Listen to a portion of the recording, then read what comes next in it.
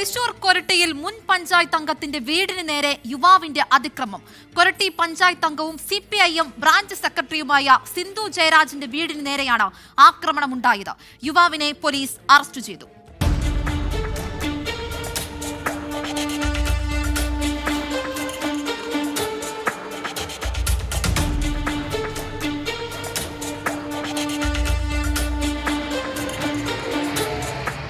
കഴിഞ്ഞ ദിവസം രാത്രിയോടെയാണ് സംഭവം.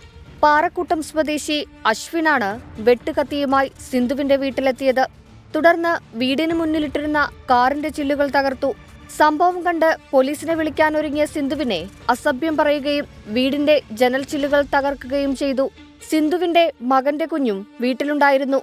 അശ്വിനെതിരായ കേസുകളിൽ സിന്ധു ഇടപെടാത്ത വൈരാഗ്യത്തിലാണ് ആക്രമണം. അശ്വിനെ കൊരട്ടി പോലീസ് അറസ്റ്റ് ചെയ്തു. സിന്ധുവിന്റെ വീട്ടിൽ പോലീസ് ഉദ്യോഗസ്ഥരെത്തി തുടർ നടപടികൾ സ്വീകരിച്ചു. രാസലഹരിക്കടിമയാണ് പിടിയിലായ യുവാവെന്നും പോലീസ് പറയുന്നു. 24 തൃശൂർ.